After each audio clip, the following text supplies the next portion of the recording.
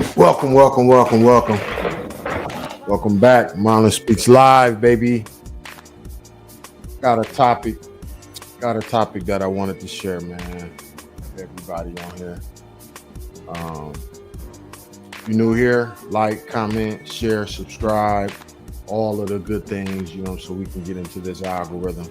Really trying to share my unique perspective on, even though I share my perspective with a lot of other people, I truly firmly believe I have a unique perspective on all of these types of issues, man. Like, for one, is freedom of speech. That's number one. In this country, that's what this country is supposed to be founded on. But if you got this melanin, if you black, I know y'all getting tired of us talking. We're gonna keep talking. Yeah, if you black, you know that this country never stood for none of what it say it stood for. So this is nothing new. What's new though is how the government is weighing in. The actual government that says it's about free speech is actually weighing in on people giving their opinion on really anything that concerns us. Anything. Right now seems to be the Charlie Kirk thing. That's just the beginning. Because really, it's been going on. It's called black fatigue. They tired of black people talking about our traumatic history in this country. But let them get PTSD. They got brand new diagnosis for when they go through certain shit. We supposed to sympathize with them when they get clinically diagnosed. The same system with the doctors that the doctors are part of is the same goddamn system that this government is a part of. So they complicit too. They create these diagnoses for these people now today. But what our ancestors went through, they don't seem to have no diagnosis for. You know why? Because their ancestors did the shit. So of course they don't want to have no diagnosis for what our ancestors went through and what we inherited. We inherited trauma. And we can't speak on that. Today, what they call black fatigue, it should be called white ancestors fatigue. Your ancestors, they the ones that did the shit. Be mad at them, not mad at us, the descendants of the people that was traumatized. The fuck you gonna be mad at us? That's the crazy part about all of this, man. Like, they don't want us to talk. Maybe it's because we know how to talk. I think it's a real thing called post-traumatic slave disorder. But I just heard of a new one, post-traumatic slave owner disorder, where if you're a descendant of slave owner or that culture, you don't think we're supposed to speak up for ourselves. It's a actual clinical terminology that can be applied to people that don't think black people are supposed to speak up, because our ancestors couldn't speak up to your ancestors. So to y'all, what the fuck it look like you speaking about the trauma I'm inflicting on you? That's what seems to be going on. Look, if you in here, like, comment, subscribe. Please. I'm about to put the chat on the front. So if you comment, it will appear right here in this little box right here. Let me see. I want to share a video.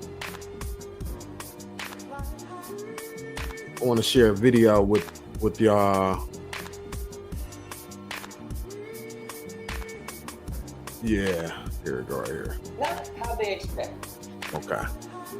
This is the Almighty Lucas. He kind of delves, he gives his insight on a lot of what I just spoke on. Let me see here.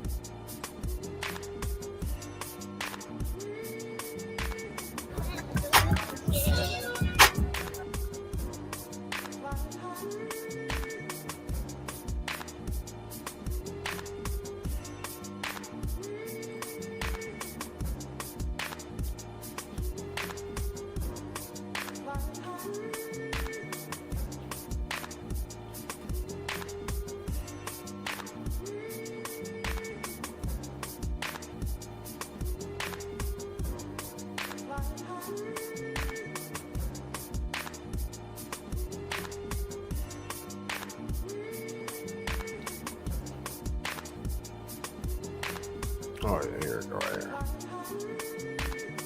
Not how they expect.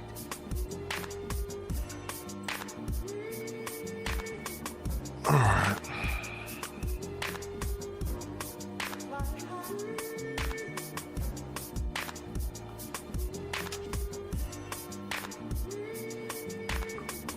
Not how they expect. Oh my goodness. So I just wanted to do this video to do a recap of the Piers Morgan debate, because I know that some of you may have not seen it or others don't have the time to, watch the entire thing. So I just want to give little highlights, little snippets of debate and what I was thinking. So first thing first, I knew this was going to be a setup. And the reason why I knew it was going to be a setup, because I found out who was going to be on the panel. They told me that, hey, it was going to be 2 women and 2 men. I didn't know of anything of the Shapiro dude. I looked him up. I was like, oh, okay, yeah, he goes in hard. Never have I seen on the Piers Morgan show where it's been 2 women versus 2 men. So I was like, got you. They're going to try and paint me like the boogeyman. Okay, fine, sure enough. I'm expecting that. I don't know if you guys happen to know this. They wanted to get me on the show for the Ukrainian chick who was, coexist. And one thing that I have no problem with is standing on 10. Because what they expected, I want people to understand, they expected me to get on there and start being Steven from Django. That's what they wanted. They wanted me to go, you know who was? I was thinking Charlie Kirk was a good person. And you know what? I didn't mean to say them posts, I didn't mean to do that. I'll delete them right now. You want me to delete them? I'm sorry. And that's not what they got. Django isn't a slave. Django is a free man, you understand? They got Django, okay? The D is silent. That's what happened. And they didn't like that. And you can see from the reaction and the responses that they were unprepared for such a Negro to be on the podcast. Apparently they didn't do their due diligence, but I sure as hell did mine, okay? I don't know what to tell you, because they were very much shocked. You can look at them. There was multiple times throughout the debate that they were just stoned, that question didn't go the way I thought it was gonna go, because they don't like being called hypocrites. They don't like, and I said this in the debate, I was like, yo, I'm a mirror. If you don't like what you see, then change yourself, all right? It's as simple as that, then change yourself. I just want all the racists out there who are gnashing their teeth right now, they mean, they ain't, and all you little freaking death threats that you've been sending me. Let me just tell you something. We got 10 years of Charlie Kirk memes. I just wanna let y'all know, we got 10 whole years of Charlie Kirk memes. That's correct. Them memes aren't going anywhere, bruh. I think the point that I'm making by the memes that I'm putting out, which clearly has caused outrage and triggering, I find it a bit hypocritical that the people for years who said fuck your feelings are now overwhelmed with feelings at the moment. Oh. And I want you to understand. Yeah, that seems to be the sentiment coming from what Charlie Kirk represented. I heard it out of his own mouth, no sympathy, no empathy, fuck your feelings, you know what I'm saying? Anybody that say that, that's the opposite of what Christ-like is. That's why, like, when these people say that they screaming that they Christ-like, who are y'all trying to convince? Yourself? Because you're not convincing nobody else. Anybody that gotta say that they so much about this and so much about that, but not showing it. Come on, man. People can read between that, but you know what? A lot of these dummies that follow them type of people, that's what they about. They hypocritical. So yeah, let's finish this, man, because he hitting a lot of stuff. How deceitful Piers was. Because Piers showed up all these memes, right? You wanna know what meme that he skipped on my profile? The meme that actually proved my point. That's the meme that he skipped. I'm gonna show you. And it's a meme of showing that the MAGAs were laughing at the Trayvon challenge. They were laughing at the George Floyd challenge. But when it came to Charlie Kirk and people were saying, we don't care, then they were like screaming and crying. He didn't show that meme on the show. Yeah, and so the reaction, I got something even deeper, man. I dug a little deep and went into the 1968 reaction to Martin Luther King. And when I tell y'all, people, a lot of racist white people were happy that Martin Luther King died. They were gleeful. I got some notes right here I want to share.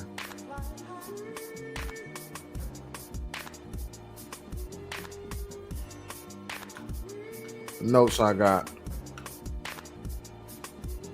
I'm gonna take a quote from an article in the New York Times. The article is called Glee, Sadness, and Fear, something like that. But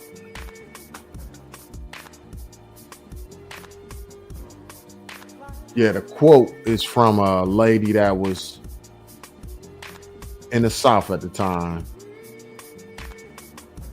A young lady. It says, scenes from the South. As a young white woman living in the South when Dr. King was assassinated, I saw glee, satisfaction, and weeping in equal parts. He caused my eyes to see. Ina McDonald, Houston. Yeah, to be able to see glee when Martin Luther King was killed, that right there, it struck me. You know, how can a man that pretty much promoted, you know, peace and love, how can somebody be happy that this person was killed, right? I don't think I seen nobody happy that Charlie Kirk was killed. Now, if they were, look, it's some horrible people, but across the board, I'm gonna say I was not happy. I wasn't happy to see that, especially how, and man, circumstantial, like with the kids and wife and everybody there. Nah, man, that's not cool. But I'm gonna tell you what hit, like the reaction to the reaction when people breaking down his bars, like breaking down what he represented, like breaking down his message, and the government weighing in on this shit. See, this is a different type of this is a totally different type of response than when MLK was killed. You know, totally different type of response. Somebody that spreaded love, whose message was love and peace, versus someone whose message was very divisive, you know, and you know, that was not about peace. You know, he just about trying to destroy affirmative action and DEI. You know, like that's hurting white people. Affirmative action don't hurt no white people. Y'all already got every goddamn thing. You know, them programs just set apart for just some of us, our people, to have jobs. Some of us to get some dang on money. If you help us, everybody gonna be good. You help the so-called least of everybody, that'll bring the quality of life of everybody up. But no, y'all want to take the little crumbs that our people died and fought for. They want to take the little crumbs that we you know, the civil rights got from just some crumbs. That's basically all we got out of civil rights. And then they want to take that. So yeah, why is our reaction so polarizing is the question, man. Why is that people that support Charlie Kirk don't want to acknowledge the hate he spewed towards black people, which in turn would make them have to acknowledge their own hate towards black people? That's what it seemed like. That's what it seemed like. It seemed like y'all don't want us to speak about the hate that this man represented, and because that will force y'all to have to look at yourselves, because y'all support this man. Supporting this man obviously is a nod to his message. Yeah, and I'm sure that the racist whites to MLK being assassinated was applauded, even though he was clearly nonviolent and spread a message of love and peace, man. Like that was obvious.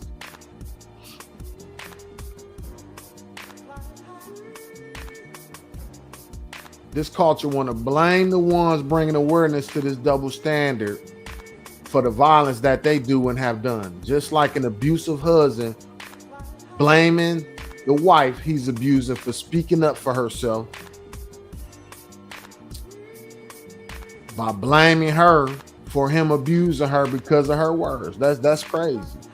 Like, you can't make this stuff up, man. You know, that's like Ike Turner telling Tina Turner that's her fault that he whooping on her.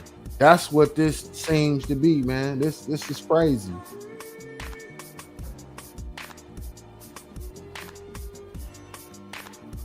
Let me play a little bit more of this. Amazing Lucas. Didn't show that meme. And I blanked, I forgot that I had that meme up there. But that's why, because he's trying to paint a picture of a big, black, bad boogeyman. That's what he's trying to do. He's out of line, but he's right. Now when I interject, and I was told, mind you, I was told, yeah, Lucas, feel free to interject, all right? I just want to let you know, there is no taking turns, just feel free to interject. I was like, all right, I'll do that. When I do that, what do they do? Oh my God, you're talking over them. Oh my God, what do they do? They play the victim. That's what they did throughout this entire debate. Played the victim, tried to make me the boogeyman. I just wasn't having it. You can't treat him like any of the other niggas around here because he ain't like any of the other niggas around here. You got it? When it came to Jillian Michaels, I would say it's a highlight. Jillian Michaels, I very much remember Jillian Michaels downplaying slavery. That's what she did. And I don't know what it is, but you can call me Ghost Rider. You can't put me in a room with evil and expect me not to go off. Please get me out of here. You're not gonna put me on a panel with a woman I know who downplayed slavery, heard her on CNN with Abby Phillips, and expect me not to call her out. That's not how this is gonna work. But they've grown so accustomed to not being called out that when someone does call them out, they don't know what to do. You see how flustered she got. Well, you know the census. Don't tell me about any census. I don't think I need any litigation from a woman who tried to downplay slavery, who tried to all lives matter slavery after she purchased a black child. That's what I would argue. I don't think you need to as far as litigate anything. Would you like to discuss it? Okay. Damn. What you cited was inaccurate. You can actually look it up. I don't know if you did. I doubt you do your due diligence. You clearly did not, because in that study that you're citing, in the study that I'm discussing it right now, in the study that you're citing, it takes into account not only the slaves, it takes into account the northern states and the southern states. So to try and implement or to say this all lives matter when it comes to slavery, you say Tony Montana, abhorrent in extreme contradiction to American history, especially in this country as chattel slavery is Black Americans. Let me explain something to you, Tony Montana. So now we actually got government sanctioned, official government sanctioned, like they going after us, right? All this is going to do is help us in the end. Trust me. Because before Trump and his administration, the government would never officially weigh in on things concerning our plight here. Never. Reparations in the form of an official apology from this government. This government gonna be forced to apologize to us on behalf of our ancestors for the atrocities that they allowed or that they supported. Slavery. That's what it's for. And all of the labor that our ancestors did for free, all of the abuse and trauma, yeah, we're gonna get that. Now that this government is officially, they should have just kept their white hoods on. But these people not too smart. They feel like, oh, we just gonna come out. That's good. Good for us. In the end, trust me, it might not be my generation, but I promise you, my kids or grandkids, somebody is from my lineage, and our lineage is going to be they're going to have reparations. I know y'all hate that word. Reparations. This is about to happen in the form of an apology, in the form of, guess what? Y'all want to work. Y'all don't want us to work. Y'all want to have all the jobs. Have all the jobs. Have at it. We don't need these reparations. When they come, we won't need to work ever again. Y'all can stay in the workforce. Y'all can work till you're 80 years old. We're gonna be chilling. Yeah, that's what's about to happen. Because now we can officially go at these government at the government. That's what the reparations are gonna be for. He's out of line, but he's right. This is the same woman that when I asked her, did you do any due diligence about what Charlie Kirk said? about black people being in segregation and whatnot, how they were better off. She's like, I fact-checked every word. She didn't even fact-check the census, bruh. These people are so deceptive, they're so deceitful, that if you don't know their deception, you'll just have to take it at face value, because that's what they're used to. They're used to, as I say, lineage of evil. This is, as Dr. DeGroy, great book, Post-Traumatic Slave Syndrome. I advise everyone to read it. But it goes on that, hey, how black Americans have post-traumatic slave syndrome, that many white Americans have post-traumatic slave master syndrome. Damn. And as a slave master, the slave didn't second guess the master. The slave didn't ask questions about the master. The slave didn't ask for reference. The slave couldn't read or write. What was the slave gonna, as far as call out the master on? Nothing. Man, that's so true. And I don't know about y'all, white or black. If y'all black, then I know you know. You around white people, they like to act like you're not there, like you're invisible, right? Don't start talking with some insight and intelligence around these people. They hate it. And then you know what? On the flip side, with black people, a lot of black people towards other black people, I peeped this out. They feel the same way. A lot of our own people have inherited that spirit of hate towards themselves and hate when other black people speak up. That's another phenomenon. That's that trauma that he's talking about. That's that trauma. That's evidence of it, actually. When you see black people, descendants of slaves, that don't want to talk about it. You know, my parents, my grandparents, my parents talked a little bit about it. My grandparents, great-grandparents, they would never discuss it. They were too traumatized. So it's a whole lot of our people that don't want to discuss slavery. They don't want to discuss segregation. They don't want to discuss when we were treated less than in this country. That's evidence of the trauma. So that's the mindset of many of these people, not all, but many of them that come from a lineage of evil. That's their mindset. So when they are called out for their wickedness, when they're called out for their deceitfulness, just as Jillian was, she didn't know what to say. And then I called her out again. I was like, listen, the fact that you were gonna, downplay slavery, but then have a black child that you purchased, that is disgusting. That's contradictory. Now, if that got her in her feelings, me saying that she purchased a child, but you have to understand, I'm very familiar when many white couples or white people purchase. Yeah, meaning adoption. So yeah, adoption. You see these white couples adopting black kids, and it's like they don't want them to act black. I see it all the time. It's crazy. It's the craziest stuff in the world. Man, you can just see it. They got them. I don't know, man. It's a sad situation. Black children. We had a story not too long ago where this couple purchased black children and used them as slaves. Yeah. So yes, 100%. Really you're gonna have to tell me a moment in time where white people or a white majority love black people and they love black children. From what I recall of the history books, y'all were using black children for gator bait. Damn. So forgive me if I am, have second thoughts when I see a white woman purchase a black child. And she tried to say, well, I had to pay the fees. Boo, you purchased a black child. That's what you did. It just is what it is. Now, I'm not saying that this is child trafficking. I'm just saying that, hey, there was fees attached with you having this child. All right. You can call it money laundering. You can call it whatever you want. I don't care. All right. I'm not saying she did that. I'm just letting you know that it can be very much seen as that, especially from a woman who doesn't even know black history. How are you not going to know black history but have a black child? I know why, because you want to brainwash her. You want to brainwash her just as America has brainwashed many black Americans. You want to brainwash her just as Charlie Kirk gets a whole bunch of Sambo soldiers, okay? So they can go out and brainwash other people. I understand why you want to do that. I get that. So you can say, how can I be racist? I have a black daughter. How can I be racist? My black daughter agrees with me. Your black daughter agrees with you because you probably brainwashed her. I understand the tactics that you do. I understand the evil that you guys have grown accustomed to, that you expect everyone to just accept as normal. And some of us don't accept that as normal. Some of us are going to call you out. Someone cooked here. And also, I just want to bring this up. I find it absolutely hysterical that Jillian wanted to say that Charlie Kirk didn't believe in race, when literally his verbatim, almost his last words was, is that counting or not counting gang violence, bruh? He very much believed in race.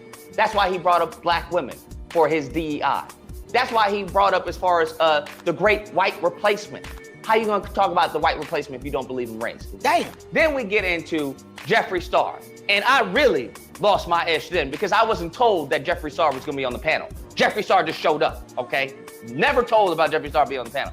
And I was like, I know this can't be the same Jeffree Star that called the N-word and said black women had nappy hair. I know this can't be the same person that you invited on the panel. Now, Piers Morgan, shocker, surprise, didn't know anything about that. This is what I'm talking about. They'll get me on memes, but then bring up Steven Crowder, who made a mockery of George Floyd.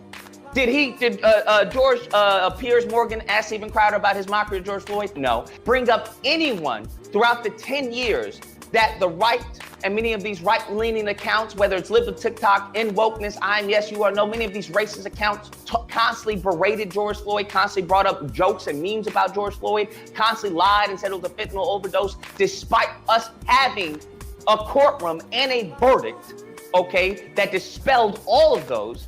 Did he bring up any of those people and question them, hey, why did you put this meme out? Why do you keep on saying fentanyl overdose when that was proven not to be true? No.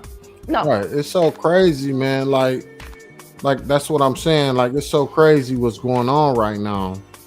The reaction to our reaction, it's really like, it's like we're puppet masters, and these people are puppets. Like, we control them with our words.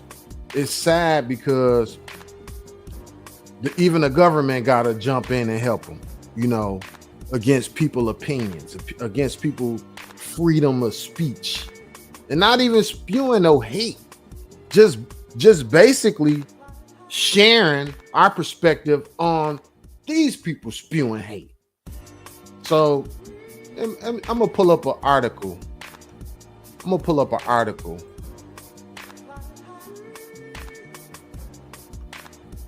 This right here. After the assassination of American political activist,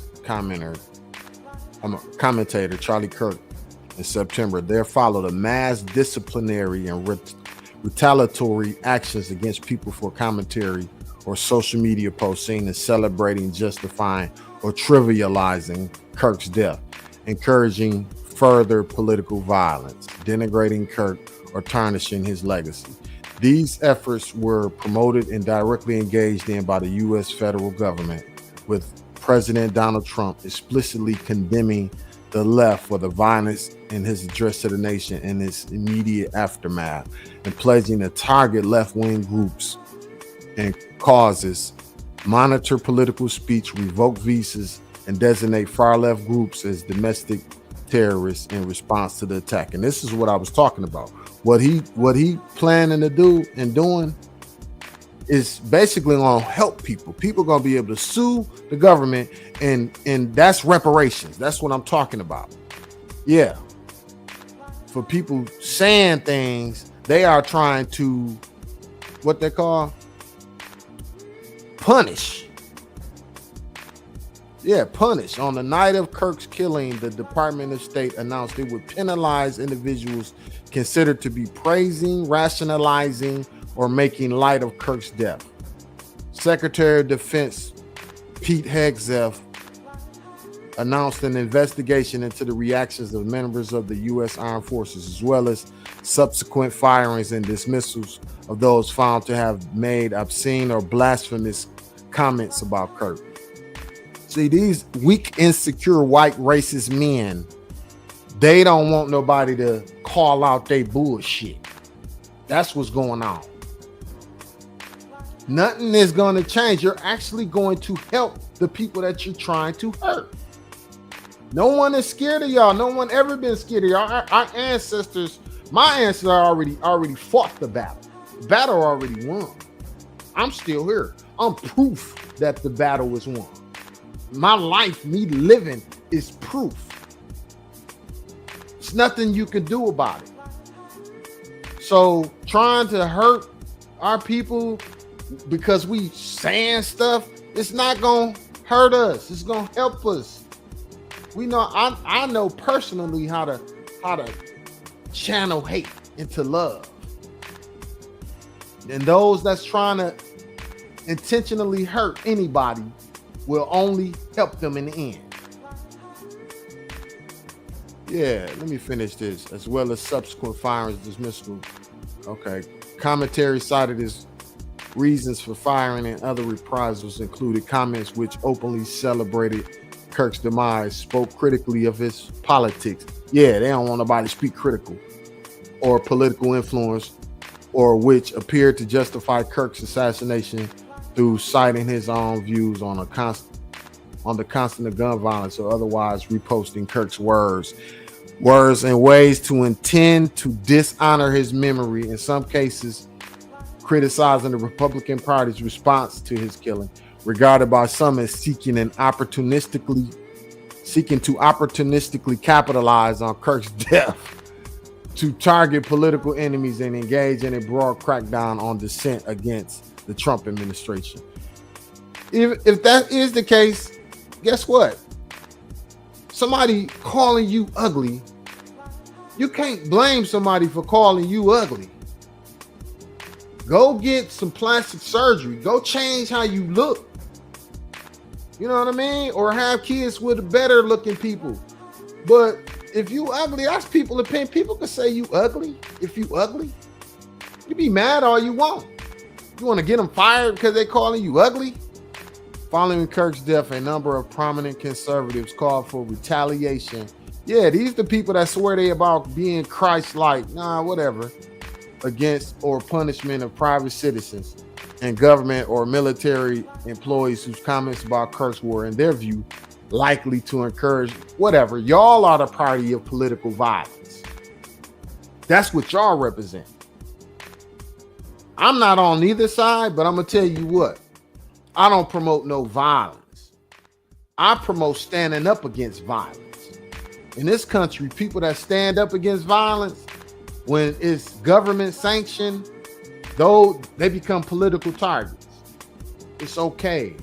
Like I said, my people been weathered that storm. It's all right. This ain't nothing compared to what my people went through. So I'm going to speak about it. And if more people speak about it, guess what?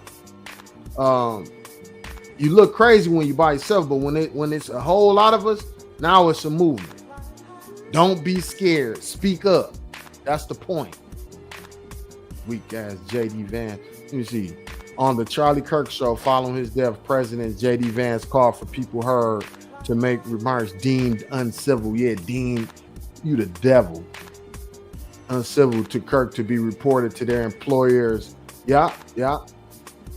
They want to hurt people's jobs. Like these the people that y'all voted for. Remember, MAGA, y'all voted for people that want to get American citizens terminated from their jobs. These people supposed to be helping to create jobs, but instead they trying to get people terminated for their opinion about somebody that spew hate.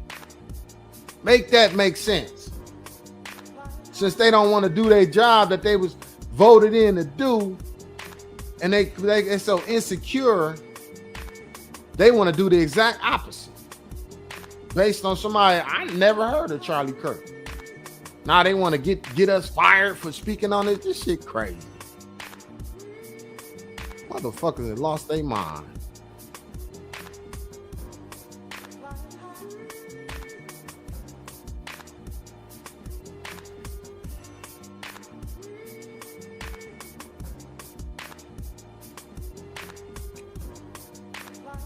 Wow, man. Since these people have been voted in, they got the House, they got the Senate, they got all the political branches, the Supreme Court, seem like they got everything. This is what the beginning of, well, it's not even the beginning. We are in the throes of an autocracy. A government ran by one group of people. This is what you call fascism. Fascism is emotionally charged. This type of atmosphere is how fascism spreads and it becomes real. Everybody's gonna have to deal with it, whether or not. And it's the crazy part with fascism. The same people that support it are the ones that get hurt the most. They're the ones that get hurt the most. You know why? Because they are emotionally invested into it. They believed in it so much. And then when they come back to hurt them, they shocked. They like, damn, well, I voted for this. I wanted this. Why is it hurting me? See, these the people, this is why they act out. They end up being the ones that act out because they are emotionally invested into this system. So when it come back to hurt them, they don't know how to act. You know, just like a man's wife cheating on him. You know what I'm saying? You love this woman. A lot of men don't know how to act to a wife that they love so much being with another man. They go crazy. They flip out. So that's the same thing with this, man. A lot of you people, y'all have married this ideology. And when it come back to cheat on you, meaning hurt you, you're the ones that's going to be doing the political violence. That's what seems to be going on. Because everybody feeling it right now. Everything that went up. Groceries went up. Gas, not so much. It's about the same. I don't think it went up. But yeah, them tariffs are definitely affecting the bottom line right now. So that's the dumbest shit in the world. This dude don't have no. I heard his poll numbers are down like 34, 35%. You know what I'm saying? So a lot of what this administration promised to its base is not happening. You know, but I knew that from the beginning. I told people, I begged people not to vote, and we only we 6 months into this administration. 6 months, and all of this crazy shit didn't happen, man. Like, wow, can't make this up. But yeah, man, I'm done. I'm gonna come back with another one real soon, another video. Y'all stay tuned. One.